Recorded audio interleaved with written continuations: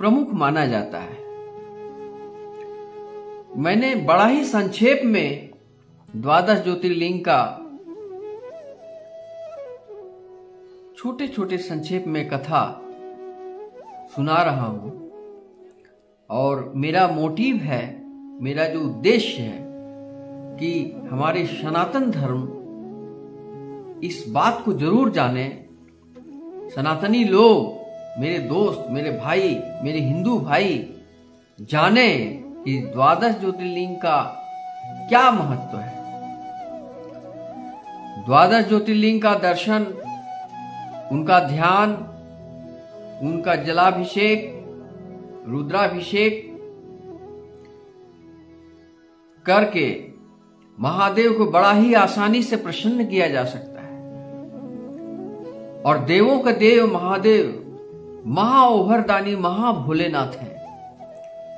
भक्त के लिए वो सब कुछ न्यौछावर करते हैं, ऐसा दिखाई देते। जहां जहां जिसने जो कहा महादेव ने वैसा किया।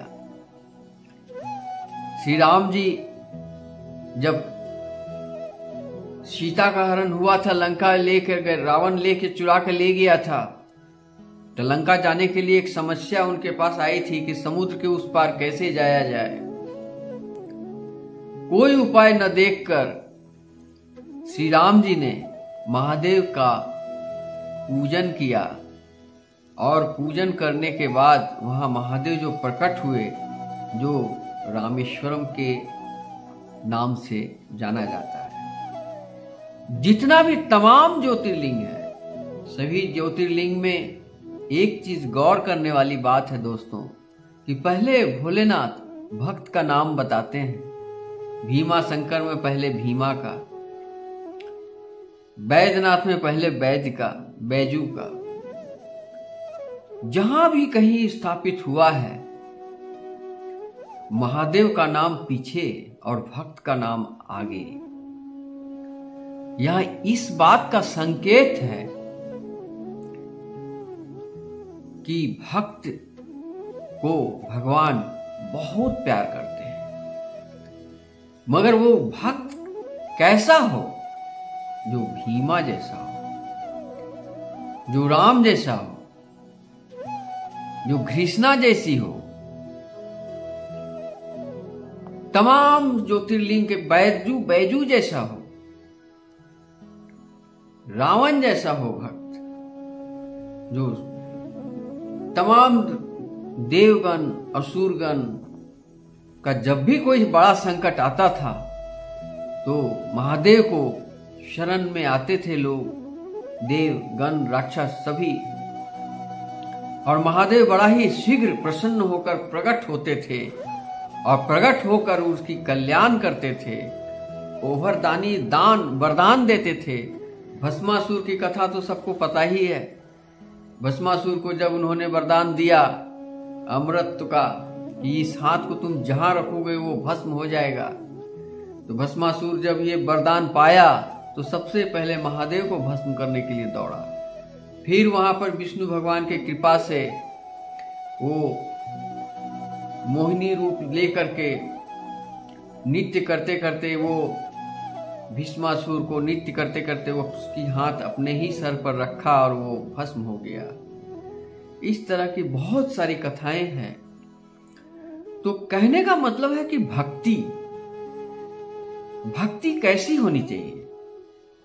भक्ति का अंदर में, आपके हृदय में भक्ति होना चाहिए, ईमानदारी होना चाहिए, मीरा का जैसा भक्ति होना चाहिए। मैंने एक कथा पढ़ा जिसमें लिखा था कि जब राणा ने मीरा को जहर दिया और ये कहकर बोला कि प्रसाद है खा लो, तो मीरा को उसकी जो सहेली थी उसका नाम था नालिनी। नालिनी ने मीरा से कही कि इसको खाना मत, इसमें जहर मिला हुआ है। तो मीरा बोली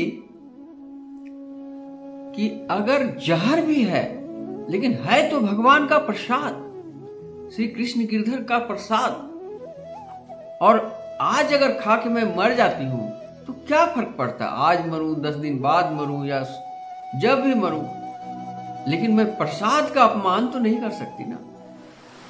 वो जान करके भी प्रसाद को खा गई और प्रसाद खाने के बाद में वहाँ प्रसाद का जो जहर था वो अमृत पर में परिवर्तित हो गया और मीरा का मृत्यु नहीं हुआ। तो दोस्तों, भक्ति ऐसी होनी चाहिए। श्री कृष्ण सुदामा की जो भक्ति, वो महादरिद्र स्थिति में थे सुदामा जी, उनको श्री कृष्ण किस प्रकार गले लगाते हैं। और कृष्ण सुदामा की कथा सबको पता है, सबको जानता है, ये कोई मैं नई बात नहीं बता रहा हूं। लेकिन वहां गौर करने वाली बात क्या है कि इतना सब कुछ होते हुए भी सुदामा ने मुंह नहीं खोला कि प्रभु हमको कुछ दो, हमको आपसे कुछ लेना है, कुछ हेल्प चाहिए, नहीं बोला। अगर वो मांग करते तो शायद उनकी मित्रता में कोई स्वार्थ की भावना आ जाती। इसलिए वो निस्वार्थ भावना से मित्र से मिलते हैं और 3 मुट्ठा चावल लेकर छुपा कर जो गए थे, तो बार बार छुपा रहे थे, लेकिन नारायण हरि श्री कृष्ण परम ब्रह्म परमेश्वर जान जाते हैं और 3 मुट्ठा चावल में से 2 मुट्ठा तो वो खा ही लेते हैं। तीसरा मुट्ठा जब खाने जा रहे थे, रुक्मिणी ने उनका हाथ पकड़ लिया कि प्रभु तीनों लोग उन्हीं को दे देंगे तो हम लोग कहाँ रहेंगे। तो दोस्तों, भक्ति इस तरह की होनी चाहिए। तो महादेव के ज्योतिर्लिंगों को मैंने दिल से पढ़ा, समझा, और आपको मैं ये समझाना चाहता हूं कि अगर आपके हृदय में भोलेनाथ हो, देवों में देव महादेव मैं ही हूं, श्री कृष्ण कहते हैं, कोई भी देवता हो जो सात्विक है, परम ब्रह्म परमेश्वर है, वो अपने हृदय में यदि है तो सारी जगत में है। अगर हृदय में नहीं है तो आपको कहीं नहीं मिलेगा। आज मैं बहुत दुखी हूं इस बात से। मैं अभी महाकुंभ मेला से घूम कर आया हूं। वहां कर अमृत स्नान, शाही स्नान श्री पंचमी के दिन में 3 तारीख को मैंने किया और वहां की जो कथा मैंने सुना, बहुत मन में दुख हुआ। कथा ये इस प्रकार की, मौनी अमावस्या की रात 2 बजे से लेकर 3 बजे के अंदर साधु संतों का स्नान, शाही स्नान था।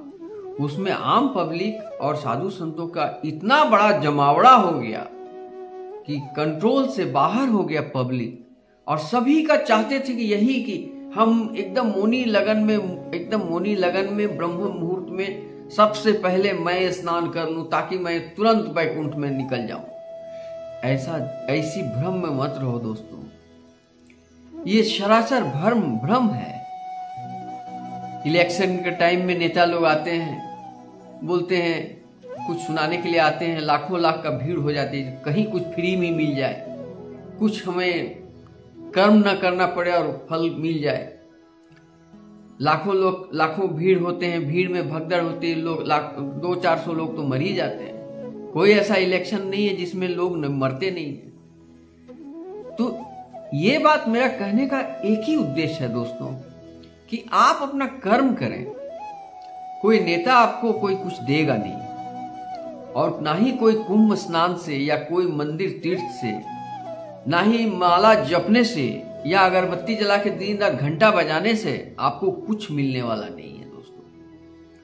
इसके लिए आपको आंख बंद करके ध्यान करके अपने अंदर देखना है कि परमात्मा है, वहां देव है या दानव है। अगर दानव है तो फिर आपको ब्रह्मांड का कोई देवता देवी उस हृदय पर निवास कर ही नहीं सकते। इसलिए शतोगुण में आने का प्रयास करें और सारे भ्रम को नष्ट करने के लिए धार्मिक किताबों को पढ़ें। ज्यादा मंत्र जाप करने, किसी भी देवता का सिर्फ हरिनाम संकीर्तन से ही आपका भवसागर पार हो जाए। एक थे जो मरा मरा बोलकर, उनको राम बोलना नहीं आया, सिर्फ मरा मरा बोले, उसमें वो प्रकांड विद्वान बने और रामायण लिख डाली। एक ने नारायण पुत्र का नाम था, मरते समय नारायण पुकारा, वो जीवन भर का पापी क्षण भर में पाप से मुक्त हो गया। बहुत सारी कहानियां हैं। यानी आपका हृदय में परिवर्तन जरूरी है दोस्तों। इस तरह जो भ्रम फैला दिए जाते हैं कि मोनी लगन में नहा लो तो तुम तर जाओगे, ऐसी कुछ बात नहीं है। हमने देखा कुंड में स्नान किया, भजन कीर्तन में मन नहीं लगाया, स्नान किया, फिर वो नॉन वेज खाया, दारू पिया, दोस्तों के साथ फिर वही करने लगा जो करते आया था। तो क्या नहाने से वो पवित्र हो गया? नहीं हुआ। इसलिए भक्ति में मार्ग में आ जाए। श्री कृष्ण गीता में जो अर्जुन से बोले हैं कि भक्ति मार्ग बड़ा इंपॉर्टेंस है, तो ये भक्ति का मार्ग में प्रत्येक भक्त के आगे नाम होता है और बाद में महादेव का नाम होता है। आइए आज मैं अष्टम ज्योतिर्लिंग के बारे में कथा सुनाने जा रहा हूं दोस्तों। ध्यान से सुनना और चिंतन मनन करना। दक्ष प्रजापति के ने महायज्ञ के समय, दक्ष प्रजापति ने जब यज्ञ किए थे तो महादेव को निमंत्रण उन्होंने नहीं भेजा था, मगर पार्वती यह अपमान सह न सकी। पार्वती ने महादेव की कहने पर भी वो अपने पिता के यहाँ आ जाती है और बार बार पति का अपमान देखकर पार्वती को इतना दुख हो जाता है दिल में। कथा में संक्षेप में बता रहा हूं। इतना दुख हो गया पार्वती को कि उस यज्ञ कुंड में स्वयं को आत्मदाह कर ली। इस समाचार से शंकर भगवान दुखी हुए। वे जंगल जंगल भटकते रहे, घूमते घूमते वे अमरदक नाम की एक विशाल झील के तट पर आकर रहने लगे। इस स्थान पर उनके संबंध में कुछ अपमानास्पद घटनाएं घटी। परिणाम यह हुआ कि विरक्त शंकर भगवान ने अपना शरीर भस्म कर डाला। कुछ समय बाद वनवासी पांडवों ने इस अमरदक झील के परिसर में अपना आश्रम बनाया। उनकी गायें पीने के लिए उस झील पर आती थी। पानी पीने के बाद गायें अपने स्तन से दूध धाराएं बहाकर झील में अर्पित करती थी। एक दिन भीम ने यह चमत्कार देखा तो उन्होंने धर्मराज को यह बात बताई। तब धर्मराज ने कहा कि झील में कोई दिव्य देवता का निवास कर रहा है। फिर पांडवों ने झील का पानी हटाना शुरू किया। झील के मध्य में पानी इतना उष्ण था कि वह उबल रहा था। तब भीम ने हाथ में गदा लेकर झील के पानी को 3 बार प्रहार किया। पानी झट से हट गया। उसी समय भीतर से पानी के बदले खून की धाराएं निकलने लगी। भगवान शंकर जी की यह दिव्य ज्योतिर्लिंग झील के तलहटी पर दिखाई दिया। पश्चिमी समुद्र तट पर 16 योजन विस्तार वाले इस वन के दारुक और दारुका रहते थे। दारुक के उत्पातों से त्रस्त ऋषि तथा अन्य लोग ओवर्ण मुनि की शरण में आए, जिन्होंने दैत्यों को नष्ट हो जाने का शाप दिया। दैत्यों ने उन पर आक्रमण किया तो राक्षस चिंतित हो उठे। पार्वती द्वारा प्राप्त शक्ति बल पर तारुका उस वन को आकाश मार्ग से उड़कर समुद्र के बीच ले गई और सभी राक्षस निश्चिंत होकर वहां रहने लगे। वे नौका द्वारा समुद्र में जाकर ऋषि मुनियों को पकड़ पकड़ कर बंदी बनाने लगे। एक बार जिन लोगों को दुष्टों ने बंदी बनाया उनमें से एक शिव भक्त सुप्रिया नामक वैश्य जाति के थे। वह बिना शिव पूजन किए अन्न जल ग्रहण नहीं करता था। उसने जेल में ही भगवान शिव की आराधना पूजन कीर्तन प्रारंभ किया। जेल के राक्षसों ने जब अपने स्वामी को सूचना दी कि उसने अपने सेवक को उसकी हत्या का आदेश दिया, जब जेल रक्षकों ने उनके जो गुरु थे उसको जब सूचना दी तो उस पर उन्होंने हत्या का आदेश दे दिया। इस पर सुप्रिय भगवान शंकर की प्रार्थना करने लगा। भगवान शंकर ने प्रकट होकर क्षण मात्र में ही कुटुंबियों सहित राक्षसों को मार डाला तथा उस वन के चारों वर्णों को लोगों में विश्वास के लिए खोल दिया। इधर दारुका को पार्वती ने वर दे रखा था। इसके फलस्वरूप देवी ने उस युग के अंत में राक्षसी सृष्टि होने और द्वारिका के शासिका बनने की बात की, जिसे शिव ने स्वीकार कर लिया। फिर वहाँ शिव जी और पार्वती स्थिर हो गए। उसके ज्योतिर्लिंग का नाम नागेश्वर पड़ा तथा पार्वती नागेश्वरी कहलाई। नागेश्वर मंदिर का शिल्प सौंदर्य अनोखा है।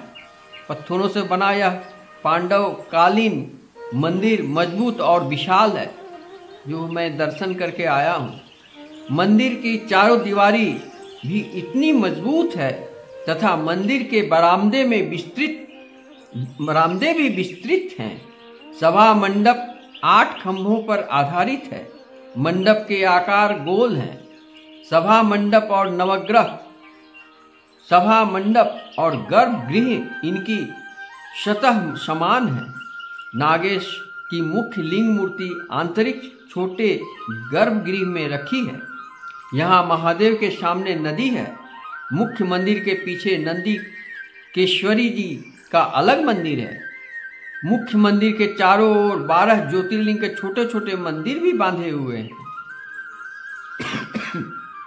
इसके अतिरिक्त वेद व्यास लिंग, भंडारेश्वर, चिंतामणेश्वर, नीलकंठरेश्वर, गणपति, दत्तात्रेय, मुरली मनोहर, दशा मंदिर मूर्तियां तथा तीर्थ के हैं।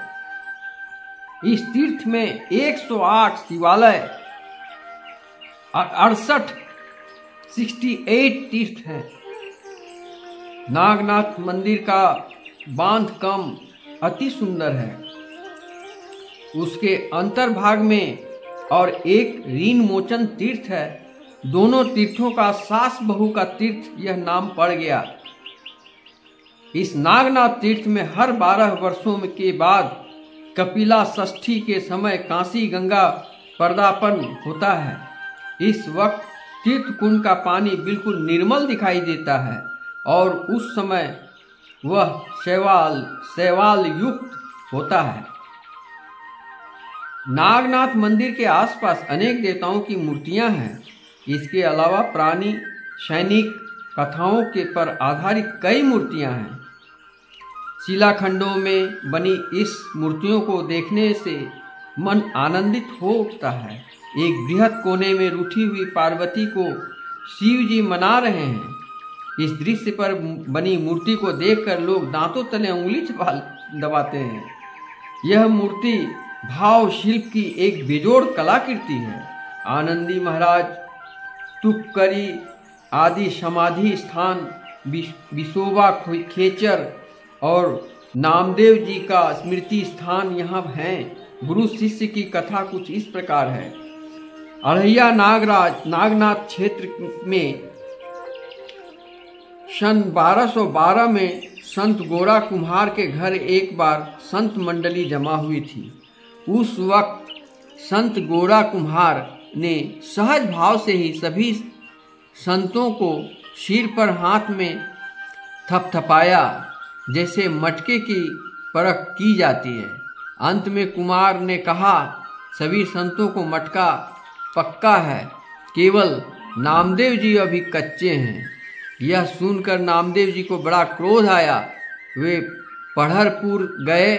शिकायत करते हुए उन्होंने भगवान विठोबा को गोरा कुम्हार की बात बताई। इस पर विठोबा ने कहा, तुमने अभी तक किसी को गुरु नहीं माना, इसलिए अभी तुम्हारा ज्ञान कच्चा है। इस कथा से एक बात स्पष्ट है दोस्तों, अगर आपको गुरु दीक्षा नहीं मिली है तो आपका ज्ञान कच्चा है। इस कथा से ये स्पष्ट होता है। मेरा गुरु बालक ब्रह्मचारी जी हैं, जो दुनिया से चले गए हैं, जो सोदपुर कोलकाता के निवासी थे। वहीं उनका गंगा किनारे मंदिर है, वहाँ जहाँ मैं दीक्षा लिया था। इस प्रकार आप भी किसी गुरु से दीक्षा अवश्य लें। तो नामदेव जी अपनी भूल पर पछताए। वे भटकते हुए अढ़ैया नागनाथ मंदिर में पहुंचे। उन्होंने मंदिर में एक ऐसा दृश्य देखा कि अचंभे में पड़ गए। विशोबा खेचर नामक एक बूढ़ा शिव भक्त नागेश जी की शिवलिंग मूर्ति पर अपने पैर रखकर कराह रहा था। नामदेव जी ने यह देखा नहीं गया। उन्होंने इस बूढ़े से कहा, आप यह क्या गजब कर रहे हो? लिंग मूर्ति पर पैर रखकर सो रहे हो, यहाँ से पैरों को हटा दीजिए। इस पर विशोबा जी ने कहा, मैं वृद्ध हूँ, मुझसे पैरों को हटाने की ताकत नहीं है, आप ही यह काम कर दीजिए, बड़ी कृपा होगी। नामदेव जी ने इस वृद्ध आदमी के पैर लिंग मूर्ति से हटाकर दूसरी जगह रखे और दूसरी जगह लिंग मूर्ति दिखाई दी जिस पर वृद्ध के पैर थे। इस तरह कई बार पैर हटाए गए, लेकिन पैर जमीन पर ही नहीं बल्कि लिंग मूर्ति पर ही दिखाई देते थे। आखिरकार नामदेव जी ने इस वृद्ध को अपना गुरु मानकर कुछ उपदेश देने को कहा। गुरुदेव विशोबा खेचर ने नामदेव जी को उपदेश किया कि भगवान का अस्तित्व कण कण में है, ऐसी कोई जगह नहीं जहां भगवान नहीं है। इस प्रकार विशोबा खेचर के रूप में नामदेव जी को गुरु प्राप्त हुआ। अढ़ैया नागनाथ में विशोबा जी की समाधि है, जो गुरु स्थान कहलाती है। एक बार संत नामदेव ने अढ़ैया नागनाथ के मंदिर में भजन कीर्तन करना चाहा। वहां वे मंदिर में भजन कीर्तन करने लगे। उसी समय ब्रह्मांड वृंद रुद्रमय पठन कर रहे थे। नामदेव जी के भजन कीर्तन के कारण ब्राह्मणों की पूजा पाठ में बाधा आ रही थी। उन्होंने नामदेव जी को मंदिर के पीछे जाकर भजन कीर्तन करने को कहा। नामदेव जी ने मंदिर के पीछे जाकर भजन कीर्तन आरंभ किया। इतने में चमत्कार हुआ, मंदिर ही पीछे घूम गया। भगवान शंकर जी नामदेव की कीर्तन सुनने के लिए खुद पीछे मुड़ गए। ब्राह्मण मंडली को पछतावा हुआ। उन्होंने नामदेव जी के पास आकर अपनी भूल पर शर्म लज्जा प्रकट की और क्षमा याचना की। धर्मांध औरंगजेब ने इस मंदिर को तोड़ना चाहा, तब मंदिर से हजारों ब्राह्मण बाहर आकर औरंगजेब और उसके सैनिकों पर टूट पड़े। तोड़ने का काम बीच में ही अधूरा छोड़कर औरंगजेब वहां से चला गया। भक्तजनों ने भग्न मंदिर को फिर से ठीक किया। जो टूटे फूटे जगह थे, जो मंदिर के भाग टूट गए थे, उसको फिर से उन्होंने बनवाया। कभी कभी नागनाथ जी की लिंग मूर्ति पर फन फैलाए हुए नाग देवता दिखाई देते हैं। वे कटोरी में रखा दूध कब पीते हैं इसका पता नहीं चलता। जय श्री नागनाथ, जय श्री नागनाथ। इस प्रकार दोस्तों, बहुत सारे शिवलिंग को धर्मांध औरंगजेब ने एक बार नहीं कई बार तोड़ा, लेकिन सब बार असफल ही रहा। इस प्रकार मैंने आज अष्टम ज्योतिर्लिंग नागेश्वर भगवान का वर्णन किया। इसमें 2-3 बात स्पष्ट है। एक कि गुरु का दीक्षा अवश्य लें, और जिस देवता का नाम आपको अच्छा लगे उसका आप मन से जाप करें। और तीसरा कि भोलेनाथ पर 12 ज्योतिर्लिंग का नाम सुबह सुबह अवश्य लें। ज्यादा कुछ करना नहीं है, उनको महसूस करें कि संसार में भगवान सर्वत्र है। और वो इस कथा में जो बताया कि कण कण में, जर्रे जर्रे में, हर जीव में महादेव है, ऐसा देखो। और सबसे पहले अपनी अंतरात्मा में महात्मा को, भगवान को, महान आत्मा को ढूंढो। और अगर हृदय में नहीं तो संसार में नहीं। इस भ्रम में मत रहो दोस्तों। ये 99 का चक्कर और मटेरियल वर्ल्ड से आजाद पाने के लिए, इस भ्रमों से निकलने के लिए, इस संसार मिथ्या है और ये आत्मा सत्य है जो परमात्मा में मिलेगा, इसको भक्ति मार्ग में लाएं। इसके लिए दया, सत्य, भक्ति और शुद्धि के द्वारा ही आप भक्ति मार्ग में आ सकते हैं। इसके लिए आपको ईर्ष्या, क्रोध, घृणा, लोभ, मोह से धीरे धीरे आप मुक्त हो जाएंगे। ये इस प्रकार हमारे संसार में जटिल रूप से जकड़े हुए हैं लोगों के हृदय में, जो इतना आसान नहीं है। मैंने देखा कि बड़े बड़े ऑफिसर बहुत पैसा वाले हैं, लेकिन मैंने देखा रात में जब ट्रेन में आ रहे थे तो टीटी इतना पैसा कमाते हैं, लेकिन लोगों से जो प्रयागराज से जो आ रहे थे, कुछ लोगों के पास टिकट नहीं थी, तो उन लोगों से 1000, 2,000 रुपया लेते हुए मैंने देखा, जिसका कोई सरकारी रसीद उन्होंने नहीं दिया। इतना भ्रष्ट अधिकारी को मैंने देखा। तो इसका मतलब वो अधिकारी बहुत शिक्षित है, लेकिन अंतरात्मा में उसको कोई ज्ञान नहीं है। अरे उन लोग तीर्थ करके आ रहे हैं, उनके किसी मजबूरी है, सीनियर सिटीजन है, किसी मजबूरी से टिकट कंफर्म नहीं हुआ, टिकट है उनके पास मगर कंफर्म नहीं, वेटिंग लिस्ट में है, तो उनको इतना अत्याचार उन्होंने किया। तो एक भक्तों पर, भगवान के भक्तों पर जो लोग अत्याचार कर रहे हैं, क्या भगवान उनको छोड़ देंगे? इसी बात का भगवान को बहुत दुख होता है। वो जब दंड देते हैं तो लोग बोलते हैं, त्रहिमाम, कौन सा पाप किया था जो मैं आज इस तरह का दुख भोग रहा हूँ। दोस्तों, इसलिए अपनी मन की आंखों को खोलें और इस तरह का शिक्षित होते हुए, खासकर मैंने देखा हूं जो लोग जितना ज्यादा शिक्षित हैं उतना बड़ा बड़ा पाप कर रहे हैं। जितना हमने देखा कि जो भक्त देखे गए वो शिक्षित बहुत कम ही होते हैं। मीरा क्या शिक्षित थी, भीमा क्या शिक्षित था? तो शिक्षा का उद्देश्य होना चाहिए कि अपने अंदर के लोभ, क्रोध, मोह को हटाकर परम परमेश्वर, भागवतम, भागवत कथा और 18 पुराण, ये सब का जो गरुड़ पुराण का जो बताया गया है कि जैसा कर्म करोगे तुम्हारा रिटर्न वैसा ही होगा, उसी के अनुसार तुम्हारा पुनर्जन्म होगा। सारी कथा जानने के बाद में फिर आप वहीं पहुंच जाते हो। फिर गंगा नहाने, पूजा पाठ करने, तीर्थ करने से सबसे कुछ भी होने वाला नहीं है दोस्तों। जब तक आपके हृदय में सच्चाई, ईमानदारी और भक्ति का जागरण जब तक प्रभु के प्रति नहीं होता है, तब तक आपका कोई भी कार्य सिद्ध नहीं होगा और आपको अधोगति में जाना पड़ सकता है। इतना ही कहकर आज की कथा मैं यहीं समाप्त करता हूं दोस्तों। कल फिर मैं 9वें ज्योतिर्लिंग का कथा आपके सामने प्रस्तुत करूंगा। यही मेरा उद्देश्य है। जय हो सनातन, जय हो, हमारे धर्मों का उजागर हो, सनातन भाई, हिंदू भाई जगे। और सबको एक बार बारंबार प्रणाम के साथ कथा मैं यहीं समाप्त करता हूँ। हरे कृष्ण कृष्ण कृष्ण हरे हरे, हरे राम राम राम हरे हरे। हर हर महादेव, हर हर महादेव, शिव शिव शंभु, हर हर महादेव।